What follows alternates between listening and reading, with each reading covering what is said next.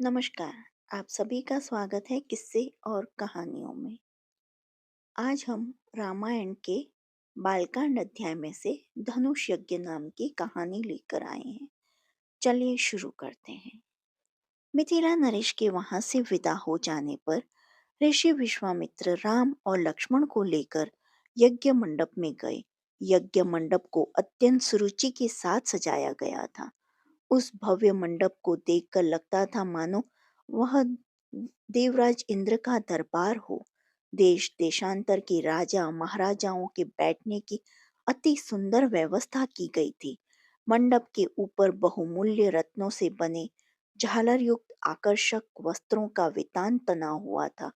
वितान के चारों ओर फहरते हुए पताके मिथिलापति की कीर्ति को प्रदर्शित कर रहे थे। बीच बीच में रतन जड़ित स्तंभ बने गए थे। वेद पाठी ब्राह्मण एवं तपस्वी शांति पाठ कर रहे थे। देदीप्यमान वस्त्राभूषणों को दे धारण किए राजकुमार अपने अपने आसनों पर विराजमान थे।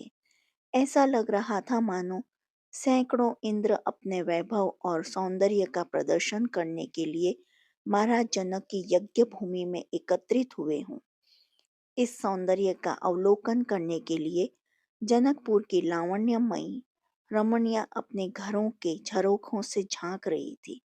गर्जन तर्जन करते हुए पिनाक को इस मनोमुग्धकारी वातावरण में यज्ञ भूमि में लाया गया। सभी की उत्सुक दृष्टि उसी ओर घूम गई। सहस्त्रों व्यक्ति उस धनुष को एक विशाल गाड़ी में धीरे धीरे खींच रहे थे। उस विशालकाय ब्रज के सामने समान धनुष को देखकर बड़े बड़े बलवानों का धैर्य छूटने लगा और पसीना आने लगा। पिनाक को यथास्थान पर स्थापित कर दिया गया।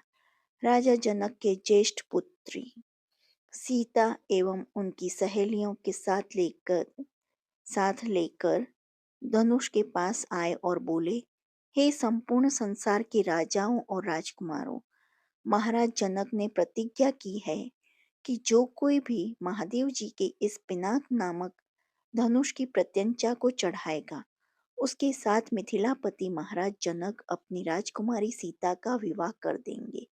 राजा जनक की इस प्रतिज्ञा को सुनकर राजा और राजकुमार बारी बारी से उस धनुष पर प्रतिज्ञा चढ़ाने के लिए आए, किंतु भरपूर प्रयास करके भी उस पर प्रतिज्ञा चढ़ाना तो दूर उसे हिला भी न सके। अंत में वे लज्जित हो सिर झुकाकर तथा श्रीहीन होकर इस प्रकार अपने अपने आसनों पर लौट गए जैसे कि नागराज अपनी मणि गंवा कर लौट आते हैं। इस प्रकार एक एक करके सब राजाओं और राजकुमारों को विफल मनोरथ होकर लौटता देख महाराज जनक तो बहुत दुखी हुआ।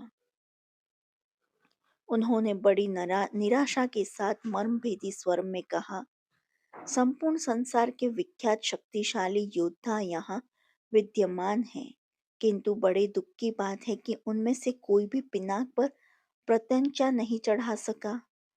उनकी इस असफलता को देखकर ऐसा प्रतीत होता है कि पृथ्वी सुरवीर क्षत्रियों की से खाली हो गई है। यदि मुझे पहले से ज्ञात होता कि अब इस संसार में वास्तव में कोई क्षत्रिय योद्धा नहीं रहा है, तो मैं न तो धनुष यज्ञ का अनुष्ठान करता और न ऐसी प्रतिज्ञा करता। लगता है मेरी पुत्री सीता आयु पर्यंत कुंवारी रहेगी। परमात्मा ने उसके भाग्य में विवाह लिखा ही नहीं है। महाराज जनक की यह बात सुनकर उन सभी राजाओं और राजकुमारों ने, जो अपनी असफलता से पहले ही लज्जित हो रहे थे, क्षुब्ध मन से दृष्टि नीचे झुका ली। राजा जनक के द्वारा की गई इस भर्त्सना का उनके पास कोई उत्तर न था। परंतु अयोध्या के छोटे राजकुमार लक्ष्मण को मिथिलापति द्वारा समस्त क्षत्रियों पर लगाया गया लांछन सहन नहीं हुआ।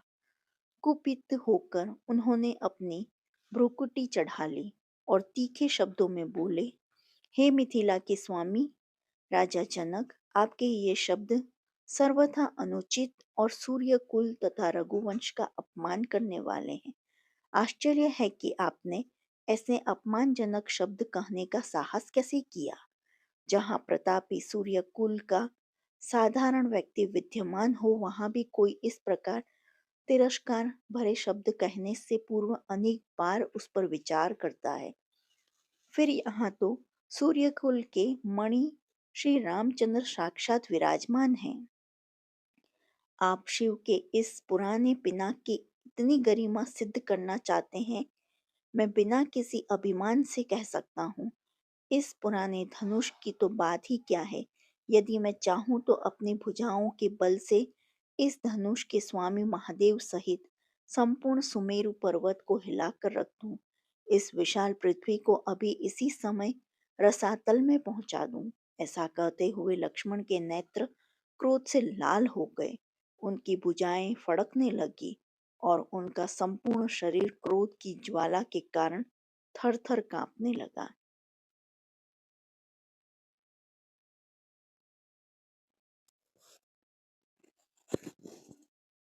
नमस्कार, आप सभी का स्वागत है किस्से और कहानियों में। आज हम रामायण के बालकांड अध्याय में से राम द्वारा धनुष भंग की कहानी कहेंगे। चलिए शुरू करते हैं। लक्ष्मण को अत्यंत क्रुद्ध एवं आवेश में देखकर राम ने संकेत से उन्हें अपने स्थान पर बैठ जाने का निर्देश दिया और गुरु विश्वामित्र की ओर देखने लगे, मानो पूछ रहे हों कि वर्तमान परिस्थिति में मुझे क्या करना चाहिए। विश्वामित्र ने कहा, वत्स, लक्ष्मण ने सूर्यकुल की जिस मर्यादा एवं गौरव वर्णन किया है वह सत्य है। अब तुम धनुष पर प्रत्यंचा चढ़ाकर लक्ष्मण के वचन को सिद्ध करके दिखाओ। गुरु की आज्ञा पाकर रामचंद्र मंद गति से पग बढ़ाए हुए शिव जी के धनुष के पास पहुंचे। राम को धनुष की ओर जाते देख सीता और उनकी सखियां तथा जनकपुर के समस्त दर्शकगण अत्यंत प्रसन्न हुए, किंतु उनकी प्रसन्नता को संशय ने घेर लिया। वे सोचने लगे कि जब विश्व विख्यात शक्तिशाली राजा और राजकुमार इस शिव जी के धनुष को हिला भी नहीं सके, तो राम जैसे सुकुमार किशोर पिनाक की प्रत्यंचा चढ़ाने में कैसे सफल हो सकेंगे। सीता भी मन ही मन परमात्मा से प्रार्थना करने लगी कि हे सर्वशक्तिमान, इन्हें इनके उद्देश्य में सफलता प्रदान करने की दया कीजिए। मेरा हृदय भी इनकी ओर आकर्षित हो गया है, अतः इसकी लाज भी आपको ही रखनी है। हे प्रभु, आप अपनी अद्भुत शक्ति से इस धनुष को इतना हल्का कर दीजिए कि यह सरलता से उनके द्वारा उठाया जा सके। धनुष के पास पहुंचकर राम ने धनुष को बीच में पकड़कर सरलता के साथ उठा लिया और खेल ही खेल में उस पर प्रत्यंचा चढ़ा दी।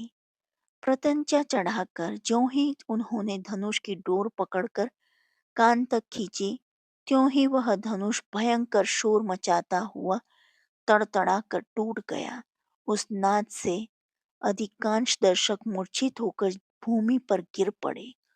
सिर्फ विश्वामित्र, राजा जनक, राम, लक्ष्मण आदि कुछ ही ऐसे लोग थे जिन पर इस भयंकर स्थिति का कोई प्रभाव नहीं पड़ा। कुछ काल पश्चात जब सबकी मूर्छा दूर हुई तो वे राम की सराहना करने लगे। धनुष भंग हो जाने पर राजा जनक ने विश्वामित्र से कहा, मुनिवर, मेरी प्रतिज्ञा पूर्ण हुई, इसलिए अब मैं सीता का विवाह रामचंद्र के साथ करना चाहता हूँ। मुझे अपने मंत्रियों और पुरोहित को विवाह का संदेश लेकर महाराज दशरथ के पास अयोध्या भेजने की आज्ञा दें। विश्वामित्र प्रसन्न होकर बोले, राजन, आप ऐसा कैसे, आपको जैसा उचित लगे करिए। अपने मंत्रियों को यह भी आदेश दे दीजिए कि वे राजा दशरथ को संदेश दे दें कि दोनों राजकुमार कुशल पूर्वक यहाँ पहुंच गए हैं। विश्वामित्र के वचनों से संतुष्ट होकर मिथिलापति जनक ने सीता को बुलवाया। वे अपनी सखियों के साथ हाथ में वरमाला लिए मंथर गति से लजाती हुई वहां आई। जहां धनुष को तोड़ने के पश्चात श्री रामचंद्र खड़े थे। सखियों ने मंगल गान प्रारंभ किया और लज्जा, संकोच व हर्ष के भावों से परिपूर्ण सीता जी ने धीरे से श्री राम के गले में वरमाला डाल दी। जो आपको ये कहानी पसंद आई हो तो please like, share and subscribe करें। देखने के लिए धन्यवाद। कमेंट बॉक्स में जय श्री राम लिखें। जय हिंद, जय भारत।